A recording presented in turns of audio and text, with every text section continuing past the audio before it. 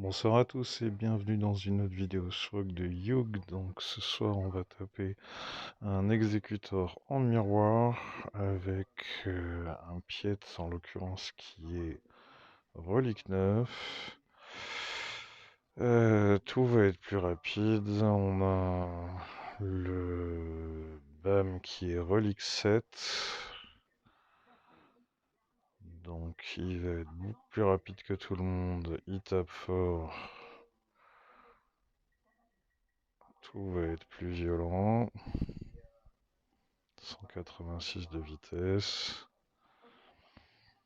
On monte à 13K en attaque. Et donc les autres, rien d'exceptionnel. Le cadre reste relique 5. Donc il va forcément être plus lent que le Razor. Et on a du Bosque relique 7. Donc, testons. Bon, en l'occurrence, je suis relique 8 sur Piette, sans fioriture avec 4 modes dorés. J'ai un boss qui est relique 6, un Cat Bane relique 4 et mon BAM qui est un peu plus faible. Ça le permet d'être plus lent, mais il est en 12.3 avec 2 modes dorés. Donc j'ai bien mon Razor Crest qui est plus lent que le Xanadu. Et on va tester, voir comment ça fonctionne. J'entends des retours de partout comme quoi c'est compliqué de taper des piètres reliques 9 avec BAM relique 7-8.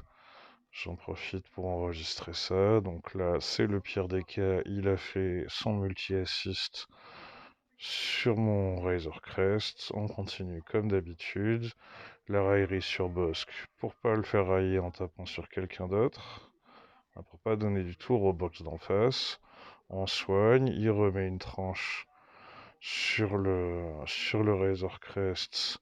Ça reste le pire scénario. Bosque n'a toujours pas raillé.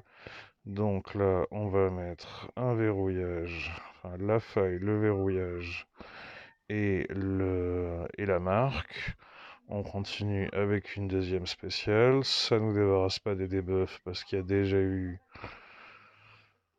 y avait déjà la faille en face, donc on l'a pas appliqué de nouveau. Donc le nôtre est tombé une fois, le nôtre de Razor Crest. Là, on va faire tomber celui d'en face une fois. Il est quand même bien résistant. Il risque de remettre une basique avant de mourir. Voilà, c'est le cas. Donc c'est le pire scénario. Et il n'est pas mort sur la basique ici. Il va falloir une basique de plus de Bosque. Et là, on a la marque sur le Razor. Donc, va-t-il tenir? Là, il y a eu le choix en face. C'est maintenant que j'envoie le multi-assist. Donc, il va quand même contribuer au multi-assist et mettre un verrouillage en plus. Il risque de mourir dans la foulée. On va continuer dans les spéciales. Mais s'il meurt à partir de maintenant, c'est pas très grave. Là, le contrat-faille est validé. Donc, ça suit son cours. Alors, même avec un BAM Herbit ou un truc encore plus puissant dès le début, au pire, notre BAM. Enfin, notre Razor Crest serait tombé une fois, mais pas deux fois d'affilée sur le multi-assist. Là, on a l'ultime qui arrive dans 2 tours. Donc, on va bien faire 2 spéciales d'ici là. En voilà déjà une. Un tour. Et donc, l'ultime est disponible au prochain tour directement. Là, je viens d'en mettre une deuxième de toute façon. Là, ça raille pas, on va plutôt se débarrasser du Slave One. On va éviter sa grenade sonique si jamais il arrive à placer son contre-faille, mais ça a l'air mal parti grâce au Ibon Hawk. On envoie par-dessus l'ultime, et là c'est juste une question de nettoyer tranquillement. 6 gros gear qu'il a partout.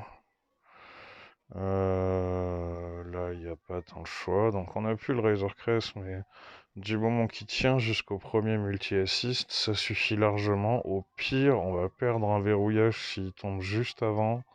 Ça reste très, Ça reste très abordable, ça change pas l'issue du combat. Donc voilà, alors ça n'est qu'un exemple parmi d'autres. Peut-être qu'il faudrait du R8 en plus et je ne sais quel niveau de dégâts supplémentaires, mais j'étais assez confiant sur le match et quoi qu'il en soit, en suivant cette méthode du soin en premier, le Razor Crest ne tombera pas deux fois. Donc au pire, il va se reprendre des debuffs, mais pas la marque immédiatement. Il faudra attendre le troisième tour du, du Razor Crest d'en face pour se reprendre une marque, exactement comme c'est arrivé là. Et ça tient très bien. Voilà, bah content d'avoir pu vous montrer que ça passait tranquille. Bon jeu à toutes et tous, et à bientôt pour une prochaine vidéo.